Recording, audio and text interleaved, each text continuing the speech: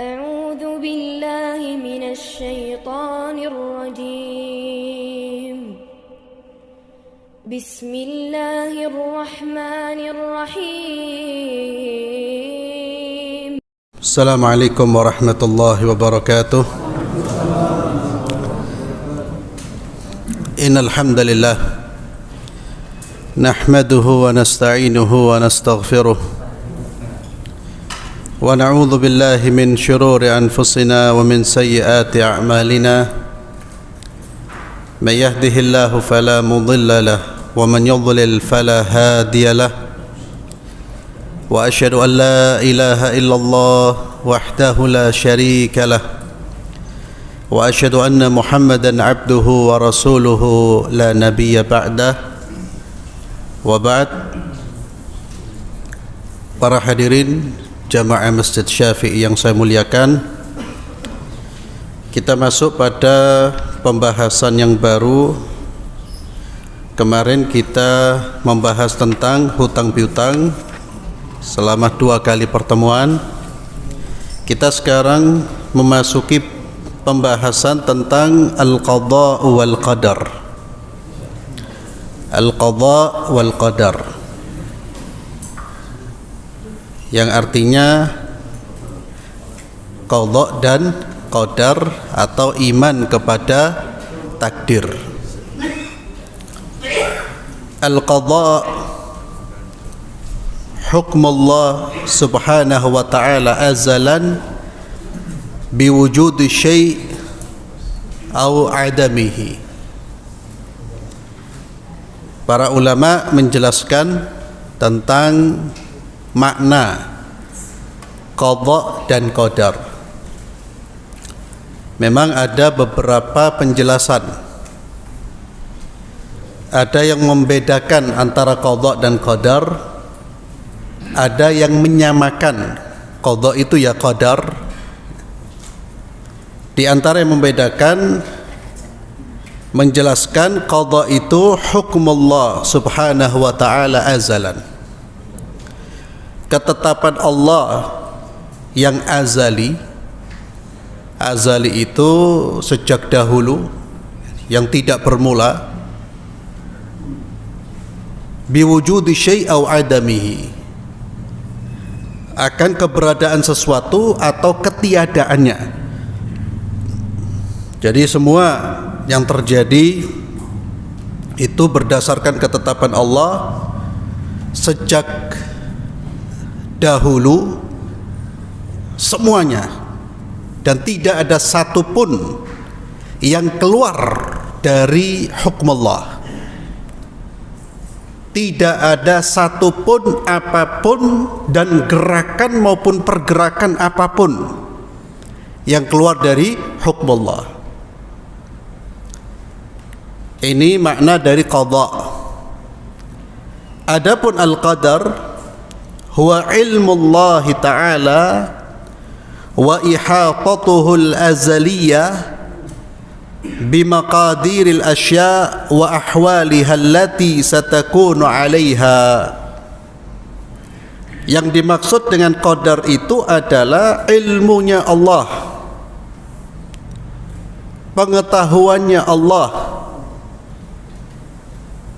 yang mana meliputi segala sesuatu. Dan pengetahuan Allah ini sifatnya azali juga. Artinya segala sesuatu itu diketahui oleh Allah sejak dahulu, ya, yang tidak bermula tentunya. Allah mengetahui segala sesuatu tanpa kecuali. Sesuatu itu ada, bagaimana dia ada, dan sesuatu tersebut nantinya akan bergerak kemana, jatuh ke tempat mana, semuanya diketahui oleh Allah subhanahu wa ta'ala. Yang besar maupun yang kecil, bahkan mithqala dzarrah, setitik biji dzarrah apapun itu diketahui oleh Allah. Jadi qadar itu ilmunya Allah yang meliputi segala sesuatu, baik ukurannya, jenisnya, semuanya. Begitu juga kondisi-kondisi, maka tidak ada sesuatu yang terjadi di langit maupun di bumi, baik mithqalu dzarrah, sebesar biji dzarrah, wala asgharu min dzalik, bahkan lebih kecil dari itu, semuanya terjadi, semuanya diketahui oleh Allah Subhanahu wa taala. Kejadiannya, terjadinya diketahui oleh Allah. Ini untuk membantah para filosof, ya, termasuk filosof muslim, ya, ahli filsafat dari kalangan umat Islam. Ya, beberapa dari mereka itu punya keyakinan bahwa Allah itu tidak mengetahui hal-hal yang rinci. Itu. Ada pula di antara mereka yang mengatakan Allah itu tidak mengetahui sesuatu sampai sesuatu itu terjadi. Ya. Dan ini salah satu keyakinan dari keyakinan-keyakinan yang menyimpang dari sebagian kelompok Syiah. Maka Ahlus Sunnah meyakini ilmunya Allah itu mencakup segala sesuatu dan sifatnya azali. Tidak ada satupun yang bergerak kecuali Allah tahu, dan di atas pengetahuan Allah. Tidak ada sesuatu pun tanpa kecuali. Maka bagi Allah itu mutlak. Namun ketika sifat-sifat dikembalikan kepada makhluk, maka makhluk tidak punya kemutlakan. Makhluk tahu tapi tidak mutlak, terbatas. Kalau makhluk, semua yang dimiliki oleh makhluk itu adalah terbatas, dan kepemilikannya pun itu atas dasar apa? Pemberian dari Allah Subhanahu wa taala. Namun Allah Maha Kuasa, Allah tidak diberi, Allah yang memberi, Allah mengetahui segala sesuatu, ya. Tidak ada kejadian yang lepas dari ilmunya Allah Subhanahu wa taala.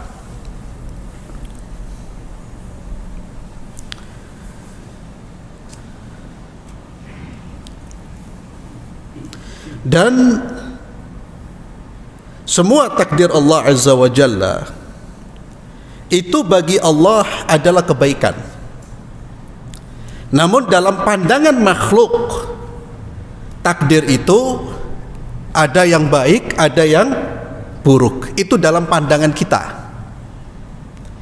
Tapi kalau kita kembalikan ke Allah, kepada Allah, maka kita tidak boleh menyandarkan keburukan kepada Allah. Itu sebagai adab. Allah yang menciptakan keburukan, Allah yang menciptakan kemaksiatan. Karena semua hal diciptakan oleh Allah Subhanahu wa taala, tapi di balik itu ada hikmah.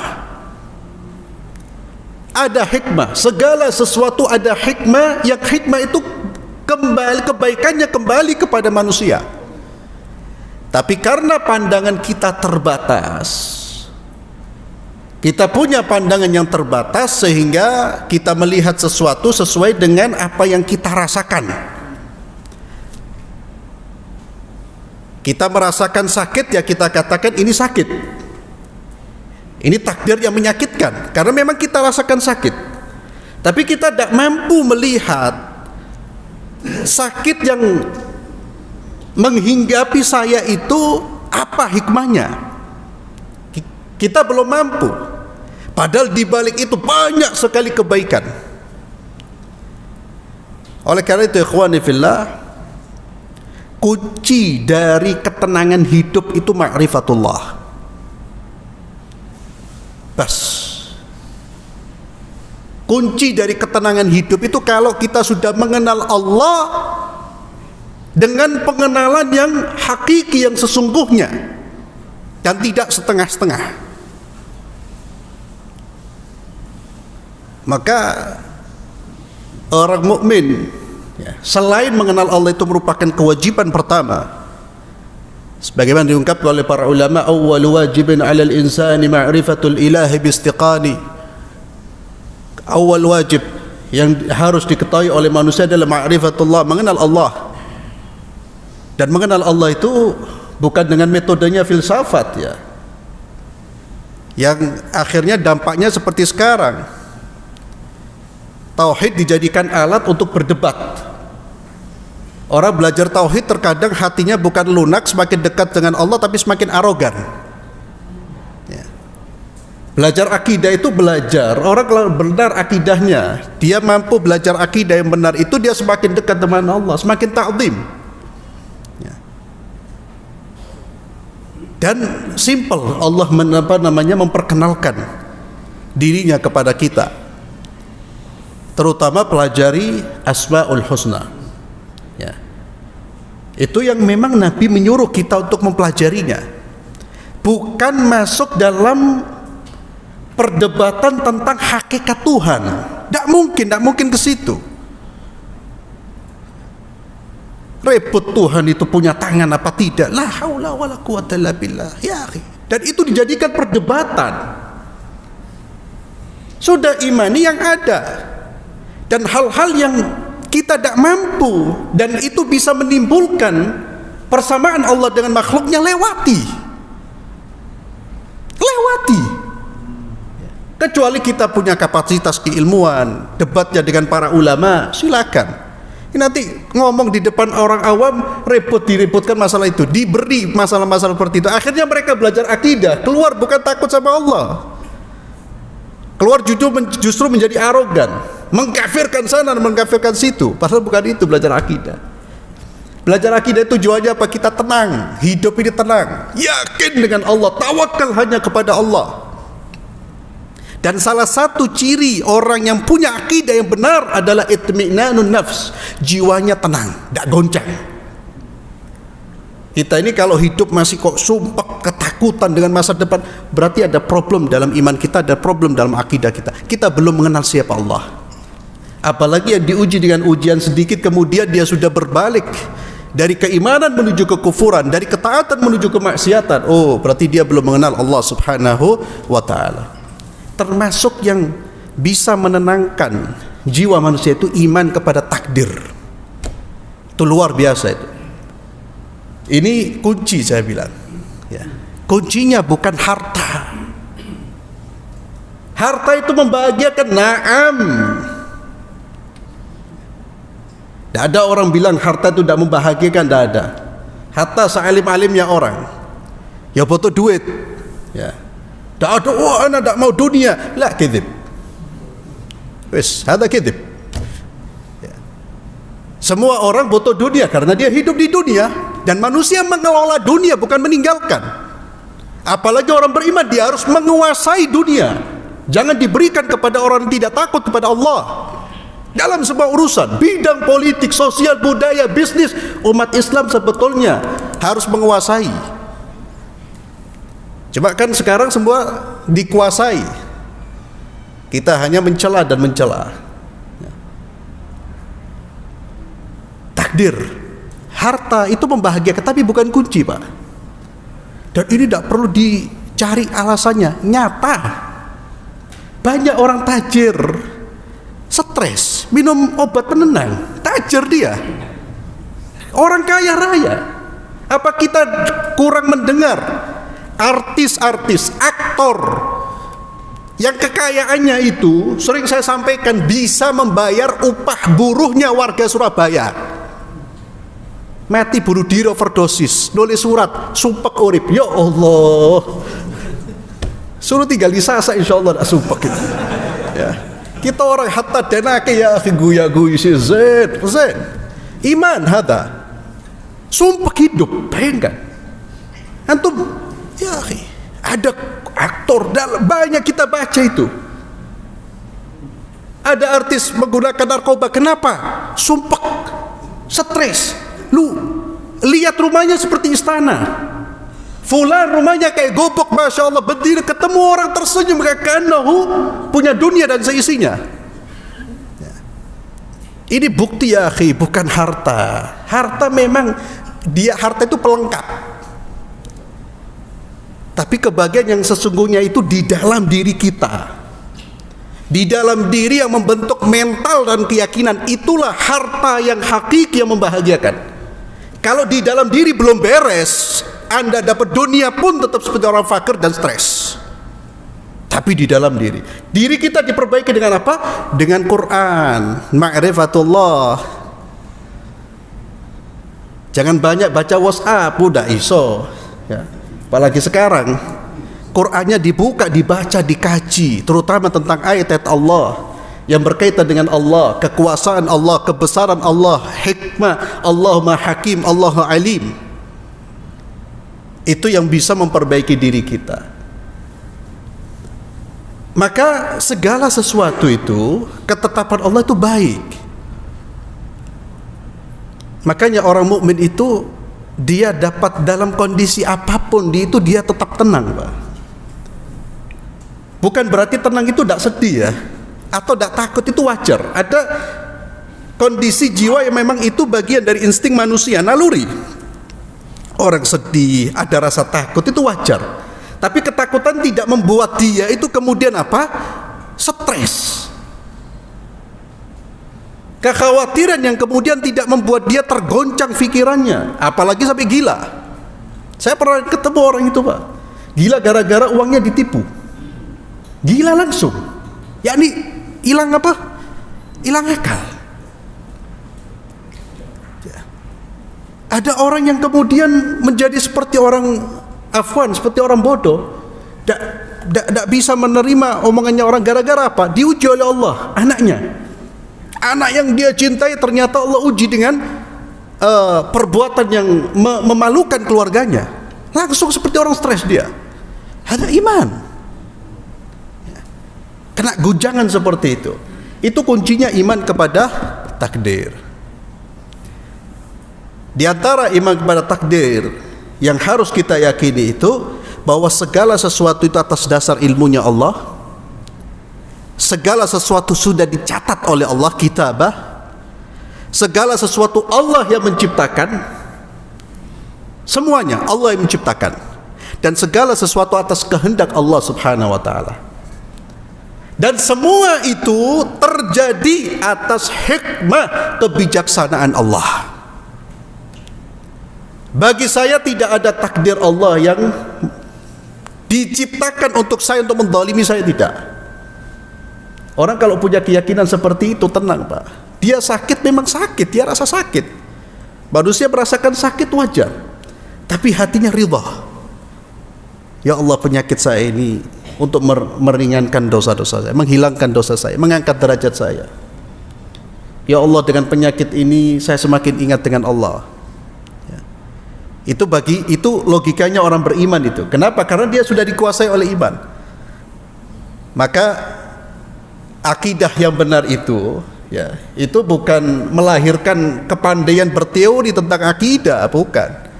Akidah yang benar itu melahirkan tawakal hanya kepada Allah, ridha terhadap semua takdirnya Allah, ketenangan jiwa, kebahagiaan jiwa. Itu ciri-ciri orang yang punya akidah yang benar.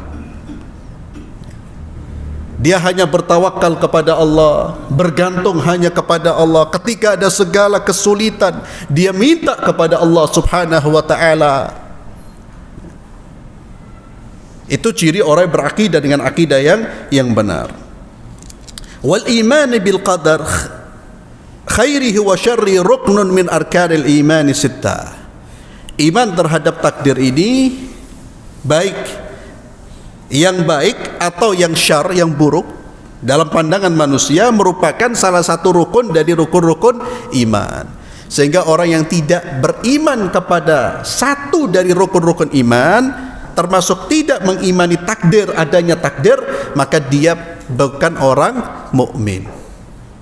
Dan ingat ma'asyiral muslimin, berdasarkan ayat-ayat Allah dan juga berdasarkan hadis Rasulullah sallallahu alaihi wasallam, iman kepada takdir ini mencakup 4 hal. Iman kepada ilmunya Allah, Allah mengetahui segala sesuatu azalan. iman bahwa segala sesuatu dicatat oleh Allah. Kataballahu maqadira kulli syai', semuanya tercatat. Dan iman bahwa Allah yang menciptakan segala sesuatu, serta mengimani bahwa segala sesuatu itu atas kehendak dan irada Allah Subhanahu wa taala. Manusia punya kehendak, na'am, manusia punya kehendak. Namun kehendaknya manusia itu berdasar atau di atas kehendaknya Allah di atas kehendaknya manusia. Wa ma tasyauna illa ayyasha Allah. Allah Azza wa Jalla berfirman di dalam surat At-Taubah ayat 51, a'udzu billahi minasyaitonir rajim, qul la yusibana illa ma kataballahu lana huwa maulana wa 'alallahi falyatawakkalul mu'minun. Qul la yusibana illa ma kataballahu lana, katakanlah ya Muhammad sallallahu alaihi wasallam, la yusibana, tidak akan ada sesuatu yang menimpa kami, yusibana, illa ma kataballahu lana, kecuali sesuatu itu sudah tercatat, sudah dicatat oleh Allah kepada kami. Huwa maulana, dan Allah adalah maulana, Tuhan kami. Maula itu Tuhan, pemimpin. Maka kalau Allah Tuhan kami, pemimpin kami, tentu kita harus ridha terhadap semua keputusan Allah Subhanahu wa taala. Huwa maulana wa 'alallahi falyatawakkalul mu'minun. Dan hanya kepada Allah hendaknya orang-orang beriman itu bertawakal. Tawakal itu artinya bergantungnya hati kepada Allah, menggantungkan segala sesuatu, terwujudnya segala sesuatu atau hilangnya segala sesuatu kepada Allah. Hatinya tidak menoleh kepada siapapun kecuali hanya kepada Allah. Dan tawakal tidak menafikan usaha. Bahkan bagian dari tawakal itu adalah berusaha.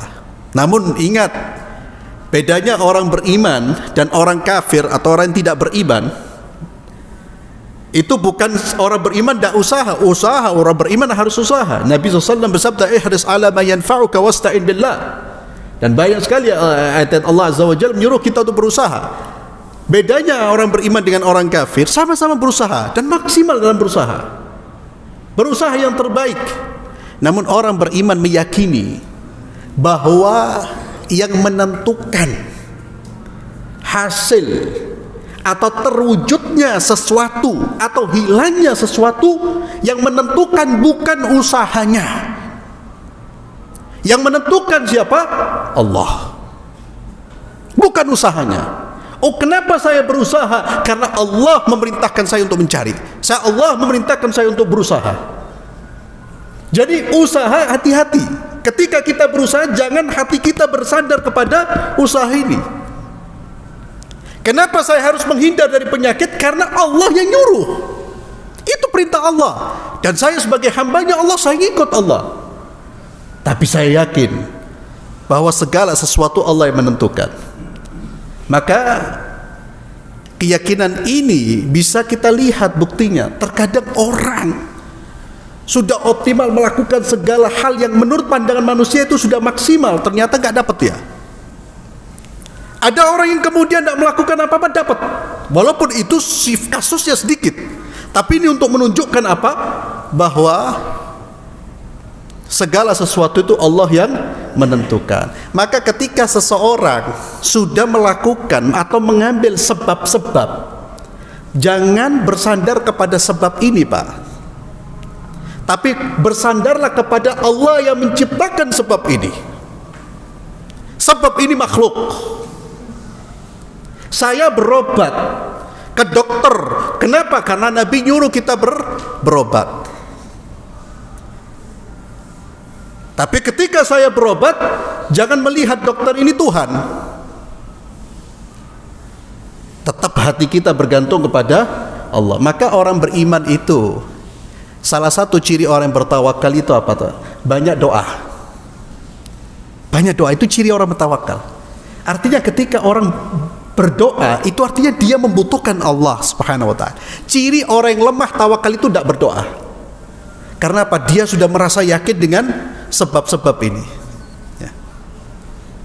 Apalagi sampai mengatakan, "Lu, iki dokter, masya Allah iki kayak Tuhan iki. Semua pasien sembuh. La haula wala quwata illa billah." Subhanallah. Bahkan ini pun subhanallah. Saya pribadi, Allah tunjukkan memang segala sesuatu di tangan Allah, dan itu harus keyakinan kita. Ada umpamanya satu dokter, hampir semua orang bilang orang ini istimewa. Namun subhanallah, nanti antum akan ditemukan dengan orang yang mengatakan dokter ini tidak enak, dokter ini tidak, anak sakit gara-gara ini, dulu anak sehat, ada diobati tambah sakit. Itu antum temukan itu. Orang sudah puji satu fulan, itu fulan itu luar biasa, semuanya dia mau. Subhanallah, ketemu orang yang mengatakan, lah, anak dulu datang ke dia sehat, pulang stroke anak. Loh, padahal dokter ini memang bukan dokter. Ya. Ini kembali kepada tawakal wa 'alallah. Maka jadi tawakal itu kebergantungan hati, Pak. Dan ini inti atau hasil thamrah, buah dari tauhid yang benar itu tawakal. Tawakal hanya kepada Allah Subhanahu. Namun ingat, tawakal bukan berarti meniadakan sebab. Ikuti aturannya, sebab-sebabnya yang Allah perintahkan jalani, tapi jangan bertawakal kepada sebab. Bertawakallah kepada Allah yang menciptakan. Ya, hati. Dan ini sekali lagi bisa seperti ini tatkala hati kita diisi dengan ma'rifatullah. Kemudian dalam surat Ar-Ra'd ayat 8 Allah Azza wa Jalla berfirman, Allahu ya'lamu ma tahmilu kullu untha wa ma taghidul arham wa ma tazdad. Allah Azza wa Jalla ya'lam, yang mengetahui, ma tahmilu kullu untha. Allah Maha mengetahui apa yang dikandung oleh setiap yang betina, untha. Untha di sini baik manusia maupun binatang atau semua makhluk, Allah tahu apa yang dikandungnya. Dan pengetahuan Allah itu pengetahuan yang sempurna. Wa ma taghidul arham wa ma tazdad. Yang berkurang dari rahim itu, yang bertambah dari rahim itu Allah tahu. Dan pengetahuan Allah sekali lagi pengetahuan yang sempurna. Allah tidak hanya tahu jenis kelaminnya, bahkan sebelum adanya nutfah di dalam rahim tersebut Allah sudah tahu. Kalau manusia sekarang tahu dengan bantuan alat. Allah Maha tahu.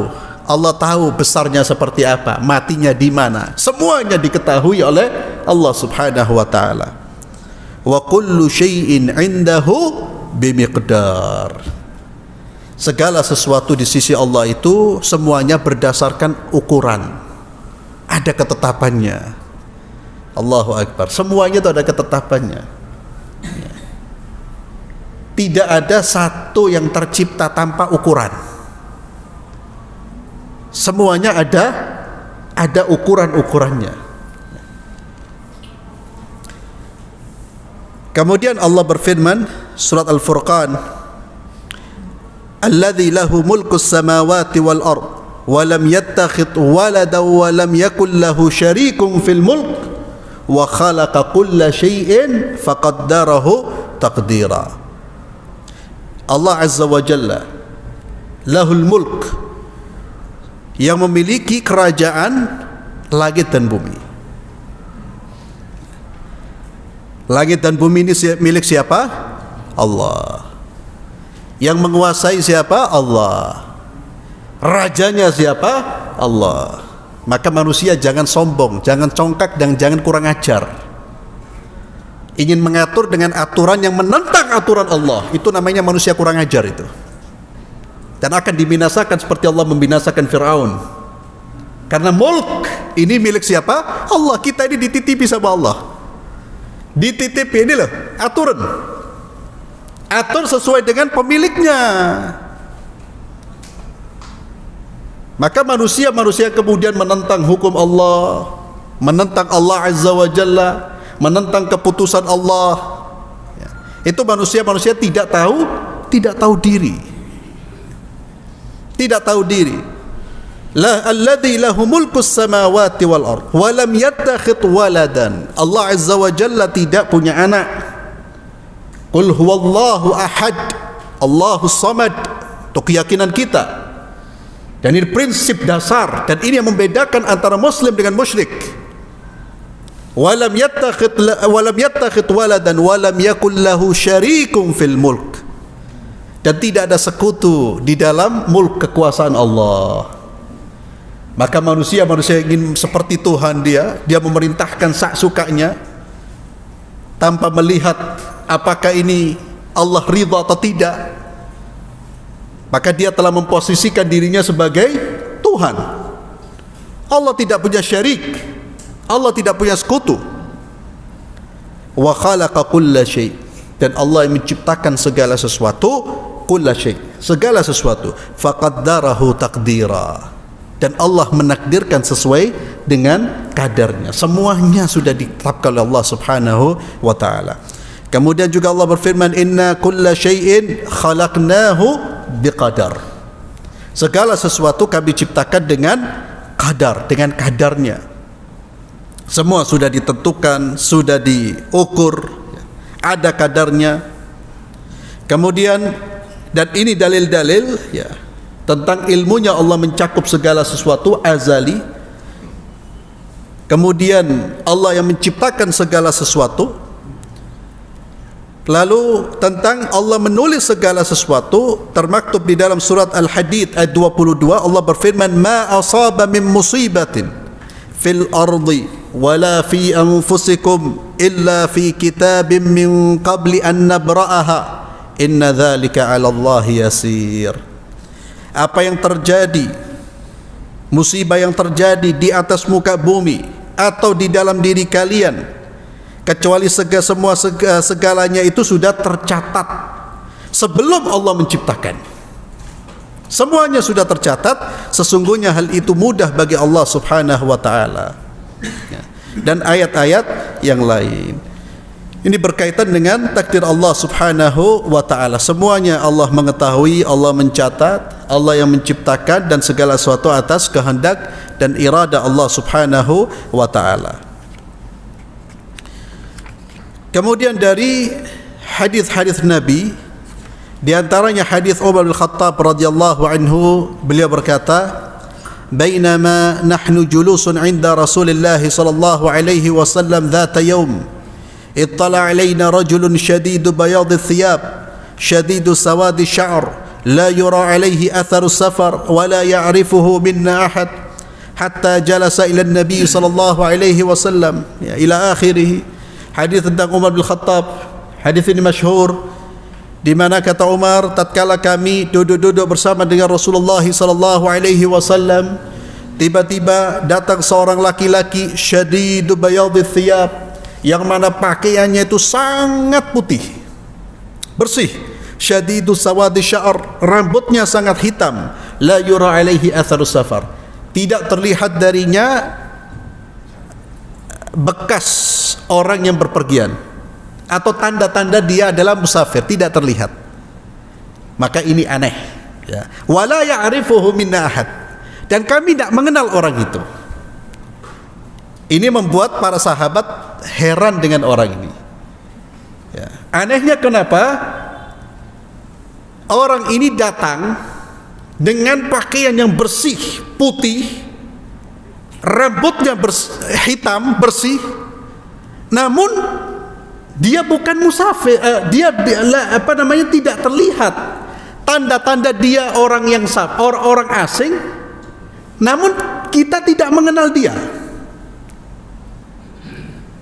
Artinya apa? Kalau orang ini kita kenal, berarti dia orang sekitar, wajar dia pakaiannya bersih dan lain sebagainya. Ternyata orang ini tidak kita kenal, berarti dia musafir. Kalau musafir pasti berdebu, tidak seperti orang ini. Bisa dipahami? Maka ini membuat Umar mengucapkan kalimat ini, la yura alaihi atharu safar wa la ya'rifuhu minna ahadun. Tak kelihatan kayak orang musafir, tapi kita juga gak kenal ini orang. Tapi putih, tiba-tiba dia datang, dia duduk di hadapan Rasulullah sallallahu alaihi wasallam. Kemudian dia bertanya kepada Nabi sallallahu alaihi wasallam, "Ya Rasul, ya Muhammad." Dia memanggil Nabi dengan namanya. Ya. Dan ini ada kekhususan. Karena kita tidak boleh memanggil Rasulullah sallallahu alaihi wasallam dengan nama, hanya dengan nama beliau saja, Muhammad lah. Tapi harus diikuti dengan pujian atau salawat, atau dengan menyebut gelar kenabiannya, kerasulannya, Rasulullah, Nabi Muhammad. Dan setelah menyebut nama Muhammad, ikuti dengan salawat Muhammad sallallahu alaihi wasallam. Ya. Begitu adab kita terhadap Rasulullah sallallahu alaihi wasallam. Namun di sini dipanggil hanya Muhammad, ada pelajaran, karena di balik ini ada pelajaran. Dia memanggil ya Muhammad. Lalu dia tanya, fa akhbirni, dia tanya tentang Islam. Dijawab oleh Rasulullah SAW, al-Islam syahadatu la ilaha illallah wa anna Muhammadar Rasulullah wa iqamis shalah wa ita'iz zakah wa shaumi Ramadan wa hajjil baiti in istata'ta ilaihi sabila. Dijawab dengan rukun Islam. Setelah Nabi menjawab, sosok ini berkata, sadaqta, kamu benar. Ya. Sahabat heran. Ya. Ini orang tanya, dijawab terus membenarkan. Ya. Kalau kita kan bilang, lu kurang ajar ini. Ya. Ustaz, apa ini? Oh betul itu Ustaz. Lu softo. Ya. Berarti gini kan kurang. Sahabat kata Umar, yas'alu wa yusaddiqu. Dia tanya tapi dia benarkan sendiri. Kemudian dia tanya tentang iman. Fa akhbirni 'anil iman. An tu'mina billahi wa malaikati wa kutubi wa rusuli wal yawmil akhir wa tu'mina bil qadari khairi wa syarri. Dijawab dengan rukun iman. Berapa rukun iman? Berapa? 6 ya. Jangan sampai dah hafal ya akhi. Ya, antum rukun iman, rukun Islam dah hafal ya berat itu sudah. Ya. 6 dijawab dengan 6 rukun iman. Di antaranya apa? An tu'mina bil qadar, engkau beriman terhadap takdir. Dijawab lagi sadaqta. Kemudian fa akhbirni 'anil ihsan. Al ihsan an ta'budallaha ka'annaka tarahu fa in lam takun tarahu fa innahu yarak. Al ihsan itu engkau beribadah kepada Allah seolah-olah engkau melihat Allah. Ketika engkau tidak mampu merasakan bahwa engkau melihat Allah, ketahuilah Allah melihatmu. Itu darajat paling tinggi, Pak. Darajat paling tinggi itu kalau kita sudah beribadah kepada Allah dan kita merasakan bahwa kita sedang bermunajat atau sedang seperti seolah-olah Allah di depan kita. Jadi sudah fokusnya hanya kepada Allah. Ketika dia beribadah, tidak ada apapun yang dia ingat kecuali Allah. Itu ihsan. Berbuat pun demikian, hanya ingat Allah. Itu derajat paling tinggi, Pak. Kan ini belum, mohon maaf, saya pun belum merasakan itu ya. Kita sholat, antum sholat maghrib tadi 3 rakaat full ingat Allah ya, full ingat Allah. Kalau saya belum ya, kadang-kadang masih kepikiran gitu. Ya, yang pikiran yang lain ya. Makanya orang-orang salaf yang sudah betul-betul mengenal Allah dan sudah tauhidnya kuat, ya kalau sholat baca Al-Fatihah menangis dia ya. Dengar ada yang baca Bismillahirrahmanirrahim sudah bergetar. Zainal Abidin, cucunya Ali bin Abi Thalib itu berwudu sudah pucat ya. Kita orang kan tidak berwudu sih kakak. Wah, Masya Allah, berkhair. Alhamdulillah hidup kita ini nikmat ya akhi. Tidak ada wajah-wajah susah, hatta susah tidak ada wajah-wajah susah ya. Dan memang seperti itu muslim ya. Jangan dipikir-pikir susah tapi buat orang susah yang susah ya. Guyon cucunya Ali bin Abi Thalib ketika pucat wajahnya. Ketika ditanya, kenapa engkau setiap kali berwudu pucat? Dia mengatakan, kau tidak tahu kepada siapa saya akan menghadap ya. Nah, diingatkan, Masya Allah, engkau tidak tahu kepada siapa saya menghadap ya. Sudah merasakan kehadiran Allah sebelum bertakbir, apalagi bertakbir. Itu ihsan, derajat tinggi itu ya. Dan itu yang kita cari ma'asyiral muslimin ya. Kita belajar itu untuk mencapai derajat iman dan ihsan. kita belajar ilmu agama, kita belajar ayat-ayat Allah, kita mempelajari hadis-hadis Nabi, untuk itu Pak. Jadi kalau ilmu kita tidak mengarahkan kita semakin dekat dengan Allah, semakin patuh kepada Allah, semakin rendah hati di hadapan Allah, itu berarti ada yang salah dengan ilmu kita. Itu tujuan kita belajar. Sampai kemudian ditanya tentang hari kiamat. Nabi SAW ketika ditanya tentang hari kiamat, Nabi menjawab apa? Mal mas'ulu anha bi'a'lami minasail. Yang ditanya tidak lebih tahu dari yang bertanya. Artinya Nabi tidak tahu kapan terjadinya hari kiamat. Satu makhluk pun tidak tahu, hanya Allah yang tahu. Malaikat tidak ada yang tahu, siapapun tidak, kecuali hanya Allah. Hanya kemudian Nabi diberitahu tentang tanda-tanda datangnya hari kiamat. Lalu Nabi menyampaikan beberapa tanda. Lalu orang ini pergi dengan tiba-tiba Pak. Lalu Nabi SAW bertanya kepada Umar bin Khattab, "Ya Umar, atadri man sa'il?" Kamu tahu tadi siapa yang bertanya itu? Umar menjawab, "Allah wa Rasuluhu alam." Allah dan Rasul yang lebih tahu. Kata Nabi SAW, "Dzaka Jibril atakum yu'allimukum dinakum." Yang datang itu malaikat Jibril, datang untuk mengajarkan ilmu kepada kalian. Allah Maha Kuasa, Allah merubah malaikat yang terbesar, Jibril, yang memiliki 600 sayap, yang menutup ufuk, sayapnya menutup ufuk. Allah Azza wa Jalla merubah menjadi sesosok laki-laki. Dan Jibril ketika menjelmah jadi sosok manusia itu lebih sering wajahnya seperti Dihya al-Kalbi, lebih sering seperti itu. Itu malaikat Jibril yang datang mengajarkan ilmu. Dan ingat subhanallah, bagaimana malaikat Jibril mengajarkan ilmu? Dengan cara apa? Dengan cara apa? Dialog. Ya. Dialog. Maka salah satu cara kita mentransfer ilmu, mentransfer nilai-nilai kebaikan, itu sering-sering saya sampaikan, bisa dengan dialog dengan anak ya. Atau bisa bermain peran. Ini kan bermain peran Pak. Jibril seolah-olah datang dengan sosok laki-laki, ditanya. Sahabat pun sejak awal mereka sudah memusatkan perhatian karena sosok ini asing ya. Mereka sudah mendengarkan, ini apa dialognya. Terus itu metode yang bisa kita pakai Pak. Maka sekali lagi, hatta di dalam keluarga kita ya, kumpulkan anak-anak kita, ceritakan kisah-kisah yang jangan fiktif, yang betul-betul nyata. Di situ ada pelajaran-pelajaran nilai-nilai akidah, nilai-nilai akhlak, di situ ada ibadah ya. Atau dibuka, umpamanya kita ingin memberi nasihat, dibuka dengan pertanyaan, kita lemparkan pertanyaan. Itu metode-metode yang membuat orang itu lebih fokus dan perhatian daripada kita langsung menyampaikan atau mendoktrin apa yang ingin kita tanamkan. Wallahu a'lam bishawab. Insyaallah kita lanjutkan pada pertemuan berikutnya. Kita lanjutkan, kita akhiri dengan doa kafaratul majlis. Subhanakallahumma bihamdik, asyhadu an la ilaha illa anta astaghfiruka wa atubu ilaik. Assalamualaikum warahmatullahi wabarakatuh.